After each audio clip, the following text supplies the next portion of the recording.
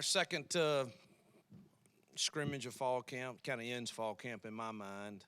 Even though we started school this week, really the camp was the 2 week long, and you kind of have a preseason game one last Saturday and preseason game two. I think the one thing I've got to figure out from our two, or really spring game was kind of the weather was iffy, but the two trips we've made in the stadium, we've, in my eyes, and maybe it's just the size of the stadium, but we seem flat.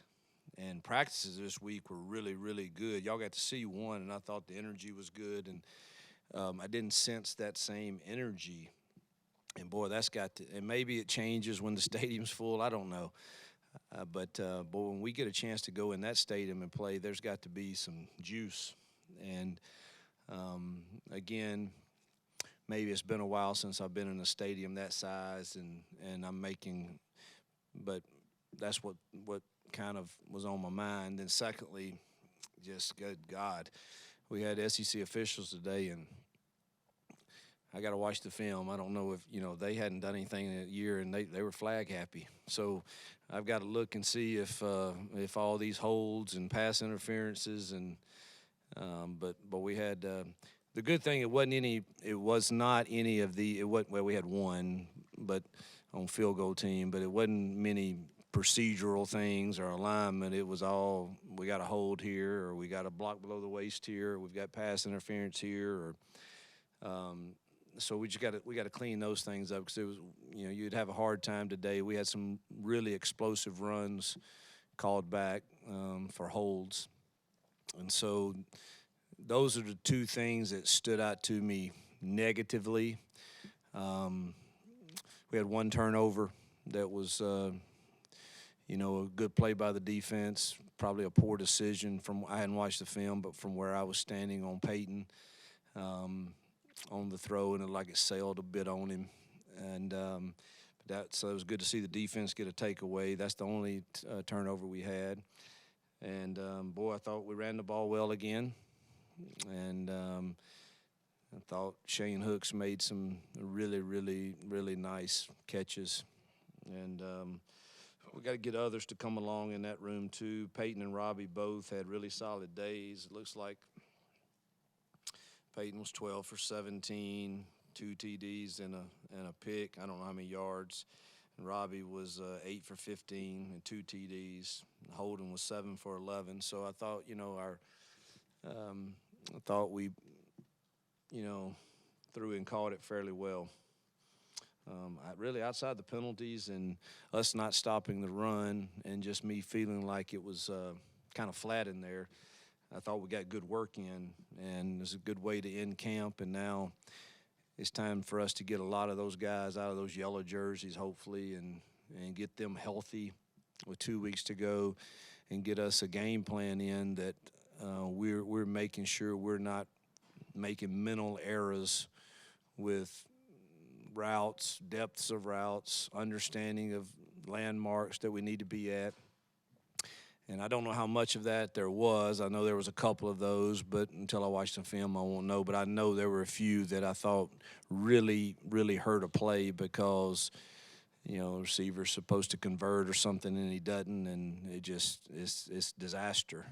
Really, the best you can hope for when that happens is an incomplete pass and not a sack. So I know I'm rambling a bit, but I think looks like rushing-wise, Jeremiah had the most carries today, but all of them ran well. All of them ran the ball well. So, all right, questions?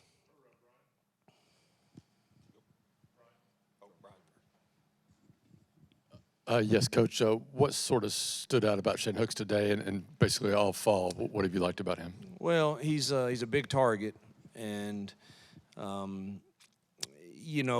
wish he played the game a little faster, and we've got to get him to do that. I think some of that comes from maybe not playing against the speed at this level yet. But if we can get him convinced to run every route and knowing, dude, you can get a break if, but run this route like the game depends upon it. And I think that's the case, truthfully, with a lot of our transfer receivers. You take, now again, some people have been hurt, and I really hadn't seen them. Camden Brown practiced the last 2 days and had a touchdown catch today, which was nice to see. But Malcolm is not practicing right now, and Coy has not practiced. He got hurt in summer workouts, still hasn't practiced, but he's getting closer. But it seems like the transfers, the new guys, I've got to get them to play faster all the time. And Shane is the same way, but I tell you, he made, I don't know how many catches today, but I don't even know where to look. The guy made some really nice catches and runs after the catch, and then one of the touchdowns he caught was kind of like if it were a game, it would be on Sports Center tonight. One of those type one-handed type top back of the end zone grabs. So he had a really solid day. Coach, what did you learn about your team today the most, and were you guys able to use this scrimmage to maybe slide in some game prep for UMass? No, we're still so new as a team, and I told them in the team meeting this morning, man, it's now time to, whether you just got here, whether you've been here 4 years or whatever, man, it is we. It ain't no old and new, it is we, and play so well that I don't have a choice but to acknowledge it. And I think we're still kind of a football game to me is a bunch of individual plays that go for 65 of those or 80 of those, whatever you play on either side of the ball. And it's the culmination of how well you're able to put the last one behind you and play the next one. Irregardless of how good the last one was or how bad the last one was, do we have the ability to put that in the trash and play the next one? And teams that win most of those individual plays have probably a better chance of winning the game if turnovers and things are the same. And I don't know that we're still I think we're still learning to do that. There's still some of the holdover from, well, man, we just lost 5 yards. Play the next play. There's nothing we can do about that. And I don't need to hear it, and you don't need to talk about it. Let's play the next one. If we talk about it, it needs to be on the sideline. That's where all the adjustments and corrections need to be made. We don't need to talk about it out there, and I think there's still some of that I've got to get, and that's the mental part of the game. And so that's probably and whatever I felt on the lack of real enthusiasm and passion, and again that could have been because of the stadium and these Guardian hats. Maybe I'm fooled, but I missed the sound of the contact, and I asked Jake, dude, are we even coming off the ball? I can't hear anything, and and I think that's some of it too, but really it's the mental side of the game. Are we mentally tough enough to play the whole composition of the 80-play game without the last play affecting us, good or bad? So I think that's where we still have work to do. The positive, we've been able to run the football. And if that's, if you're able to do that, you got a fighting chance. And I've said this to y'all before, it's hard for me to ever leave happy, so I don't know if that means we're pretty good at running it or we're not very good at stopping it. We'll see soon. But we've taken care of the ball offensively, and we've been able to run it, which the teams I've coached that have been able to do that, I think you have a fighting chance.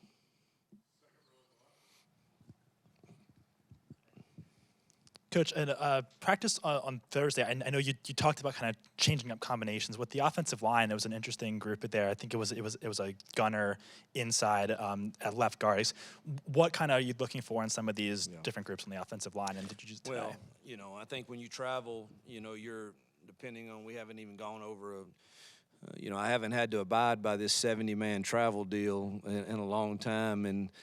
When you do that, you got to decide, is it 8, is it 9, is it 10 offensive linemen that you're going, and you want your best 5 out there as much as you can, and it's a case of a guy that has stood out in the entire camp.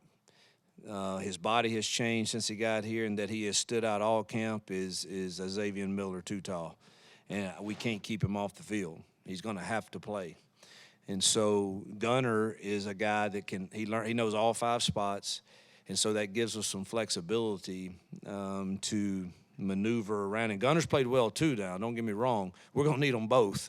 But, that's just a case of us just trying to make sure we're ready for all different combinations and getting him live reps there and at right tackle. And we got him some at center one day. And we got Connor Lou some at guard. We're just trying to get all those combinations prepared. Coach, you announced Peyton as the starting quarterback earlier this week. You've in the past you've used your backup quarterback to supplement the run game. What's the plan for Robbie? How often do you expect to go to Robbie early in the season? I think the game dictates a lot of that, and obviously when we start watching film on the opponent, what we think is our best chance to win. I've said it from the get-go. Robbie, if he handles things the right way, he has to get on that field some. He's different. And he's probably had his best 3 practices, the last 3 practices. And so I'm really proud of him, and he's going to push Peyton if he keeps continuing to play like this. Peyton's going to have to play really well. And so I love the competition. I think that's the only way you get better at this level. And they fool themselves if they think there's not competition elsewhere in other schools. This is the way it should be. At this level of a program, we ought to have 3 or 4 quarterbacks that can push each other. And I think every game will be different, but the one thing that I've said and I mean is that guy's different now, and he's got to get some touches. And he threw it well today. So, Coach, after the scrimmage last week, you had some concerns and definitely looking for a stronger week at practice this week. And so what's the biggest difference from a position group or maybe a particular player in growth that you saw from last Saturday to this Saturday? What I found in practice, one of the reasons I kind of, I appreciate all that you guys do to cover us and letting you guys attend is I think that I've kind of found out this team and this staff right now. I think every DNA of every team I've coached is a little different, and every staff is different. And I'm truthfully, the last 4 years, I haven't had to be the how shall I say it, the practice jerk. But I've kind of found out that I need to be that here. And calling people out, or I like to refer to it as calling people up. But I think I'm needed to do that here. And so I know you asked me about players, but I think it's more I'm figuring out the coaches too and what I need to do to motivate our team. And that's probably the biggest thing that I thought we had better practices this week because I chose to take the lead on this is how we're going to do it. And I thought we got better. It was back and forth, team run. Defense played really well 2 days, and offense got the best of them some days too. And that's probably the way it should be. But if I had to say a group that I thought probably got a little bit better this week, it would have to be, I thought our DBs got better at tackling, at guarding. We're still struggling to get off blocks in the front 6 some with our front and our linebackers. We've got to continue to work on that and improve it, and it would help if we can get some guys out of yellow jerseys for sure too. But I don't know if I answered your question or not, truthfully. You've got quite a few candidates as far as returners. Is anybody who's settling in as your kickoff and punt returners? Well, Batee will get the nod at kickoff return to start with. I do think we have other options too, but he's proven to be one of the nation's best, and so I think he'll get the nod there. Probably Keontae Scott will. But Caleb Burton's really solid at punt catching and returning there too, but probably Keontae will get the nod at punt return. He's done it before in this league, and he's pretty calm, so that's probably the way it will. We'll have a couple running backs back there on kickoff, but if we can design it to where we think they're going to kick it, it'll be Batee getting that option. Do you think you saw a little bit less pressing from Peyton today now that he knows he's the starter? Yeah. He had two really bad decisions, I thought, but then settled in and I thought played really solid. And thought he pulled a couple good quarterback runs, and obviously we're blowing it pretty quick. I don't know. Be anxious, when it gets real to see what he does. But I thought he played, solid after. I think it was the first two possessions. I thought he made two poor choices, and then he settled in and played really well. You mentioned the DBs earlier and just the growth you've seen from them. From the start of camp to now, how much have you seen those guys kind of take up what you had challenged them on doing earlier? Yeah, I think DJ and Pritchett are practicing at a higher level. And, it's really easy if you think you're the guy, in which they are. It's really easy to coast. And I thought they coasted some the first week. And I thought they turned it on this week and practiced like they should be. Both of those have the potential to be like all SEC type players, whether it's first team, second team, whatever. So practice like it. And so I called them. If you can call your best players out and they respond well, it sure helps you as a coach with everybody else. And so I thought they kind of flipped the switch a little bit and had a better week, which kind of translated to Simp. And Keontae, you always get a lot out of him. And Puckett, I think that's a solid group there. Now, the growth really has to come on with that second team because it's a bunch of young puppies. I think they're going to be good, but they're swimming a little bit with all the motions or shifts and different coverages. And I really look forward to us getting a game plan in where we see, all right, they can handle this much. And we're smart coaches if we don't give them more than they can handle. The running back group, it continues to, you knew you had guys, but it continues to grow as Jeremiah Cobb comes on, Sean Jackson in there. How do you try to handle guys that can do so many things and you don't have to count on one guy? I don't know. That's a great problem to have. You keep them fresh and you hope they keep pounding. But you're never going to get all of them as many carries as they want. But, it's a good problem to have. I wish we had that problem at every room. But I like our depth there. Hugh, you mentioned some of the non-contact jerseys. Was Keldrick able to go today? He tried, but he's not ready. Was Jalen McLeod able to go? No. So we were without,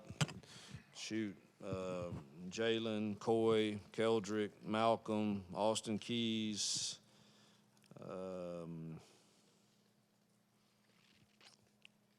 like there was somebody else, but and Nick Mardner too. So we were without some guys that we're counting on for sure. Yep. Yes, Tutal Miller, you mentioned him earlier. What are some things that's really stood out about him and the areas he's improved? And from the time he's gotten here, the job Dom's done with him, his body and his feet are really, really good. He's going to be a really, really good offensive lineman, and he's these catapult deals and that we wear. His explosion is really, really good. He's strong. He's got explosion. He's got flexibility. We need to keep recruiting guys like that. Coach, talk about what you saw from the jack position today. Were you guys able to generate pressure on the quarterback today from that position? Steven Sings had a sack, maybe two. Obviously, Jalen's not able to go, so we didn't get to see him. Thought Elijah was really solid against the run at times, but the pass rush really came from the ones I remember without watching the film came from either an inside twist or Sings off the edge. Or obviously pressure. Yep, thank you guys.